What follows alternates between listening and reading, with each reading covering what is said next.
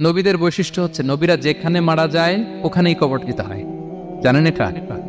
বিষ্ণু ইসলাম মারা গিয়েছিলেন আম্মাজান আয়েশা রাদিয়াল্লাহু তাআলা আনহার ঘরে, বলে ওখানে বিষ্ণু ইসলামের কবর রয়েছে, ওখানেই কবর। এবং ওই কবর দেওয়ার পরেই ওই কবর দেওয়া ঘরের ভিতরে আম্মাজান আয়েশা যতদিন আয়েশা রাদিয়াল্লাহু তাআলা আনহা যতদিন বেঁচে ছিলেন ওখানেই ছিলেন কবরের পাশে। এরপরে বাবা মারা গেলেন আবু বকর, বিষ্ণু ইসলামের পাশে কবর দেয়া হলো, বাবা আর স্বামীর পাশেই থাকলেন। এরপর ওমরে ফারুক মারা গেলেন, ওনারও কবর দেয়া হলো। কিন্তু এখন তো আর বাবা আর স্বামীর সাথে পর্দা নাই, ওমরে ফারুকের সাথে তো পর্দা আছে। তো তখন তিনি ঘরটা হয়ে গেছে ছোট, 3টা কবরে অনেক জায়গা স্পেস নিয়ে গেছে, এখন অল্প একটু জায়গা পর্দা টাঙিয়ে দিলেন ওমরে ফারুকের সাথে পর্দা হিসেবে ছোট্ট একটা জায়গায়, যতদিন বেঁচে ছিলেন ওখানটাতেই ছিলেন। ওমরে ফারুক যখন আমিরুল মুমিনিন খলিফা, তখন ছেলে আব্দুল্লাহকে পাঠিয়েছিলেন যে যাও একটা অনুমতি আগে থেকে নিয়ে রাখো আম্মাজান আয়েশার কাছ থেকে, যেহেতু ঘরটা ওনাকে বলে রাখো যে আমি মারা গেলে যেন আমার 2 বন্ধু মুহাম্মদ সাল্লাল্লাহু আলাইহি ওয়াসাল্লাম এবং আবু বকরের পাশে যেন কবর দেয়া হয়। আব্দুল্লাহ এসে বলল, আব্বা জান তো এই পয়গাম পাঠিয়েছেন। তো আয়েশা রাদিয়াল্লাহু তাআলা আনহা বললেন, আমার খুব ইচ্ছা ছিল আমি আমার স্বামী এবং বাবার পাশে শুব, কিন্তু আমিরুল মুমিনিন যখন চেয়েছেন এটাকে আমি ফিরিয়ে দিতে পারি না। ঠিক আছে যাও, তোমার আব্বাকে বলো তোমার আব্বাই শোবেন ওই জায়গায়।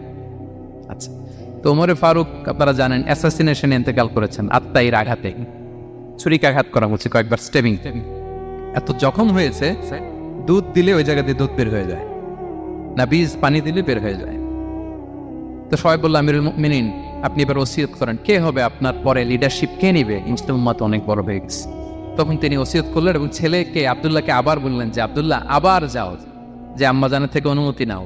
বলতেছে অনুমতি না নিলাম আর অনেক আগে, উনি তো বলছে আপনি মারা গেলে ওখানেই শোবেন। বলতেছে না, তখন আমি আমিরুল মুমিনিন ছিলাম, এখন তো কিছুক্ষণ পরেই মারা যাবে, এমনও হতে পারে আমার ভয়ে বা লজ্জায় তখন অনুমতি দিচ্ছে, এখন আর দিবেন, আবার যাও। আবার গেল, আয়েশা রাদিয়াল্লাহু তাআলা আনহা বললেন না, এখন আমি আগের কথার উপরে আছে, তোমার আব্বাই সেখানে শোক। সুবহানাল্লাহ। ওমরে ফারুক ওখানে শুলেন, তখন তিনি পর্দা আরম্ভ করলেন আম্মাজান আয়েশা। তাহলে রাসূল সাল্লাল্লাহু আলাইহি ওয়াসাল্লামের কবরটা হচ্ছে আম্মাজান আয়েশা রাদিয়াল্লাহু তাআলা আনহার ঘরের ভেতরেই। আপনারা মসজিদে নববী যারা ভিজিট করেছেন তারা জানেন যে আপনারা যখন কিবলামুখী হয়ে নামাজ পড়েন, বাম দিকে বিষ্ণু সাল্লাল্লাহু আলাইহি ওয়াসাল্লামের কবর, সেখানে রাসূল সাল্লাল্লাহু আলাইহি ওয়াসাল্লামের পাশে আবু বকর এবং ওমরে ফারুক রাদিয়াল্লাহু তাআলা আনহুমা শুয়ে আছেন। রাসূল সাল্লাল্লাহু আলাইহি ওয়াসাল্লামের কবর থেকে মিম্বার পর্যন্ত এই পুরো জায়গাটা রাউদাতুম মিন রিয়াদিল জান্নাহ, দুনিয়ার বুকে জান্নাতের একটা টুকরা। বিষ্ণু সাল্লাল্লাহু আলাইহি ওয়াসাল্লাম ইন্তেকালের আগে ওনাকে অপশন দেয়া হয়েছে, নবী আপনি চাইলে থেকে যেতে পারেন আজীবন, আর চাইলে আমার কাছেও চলে আসতে পারেন, এভাবে অপশন।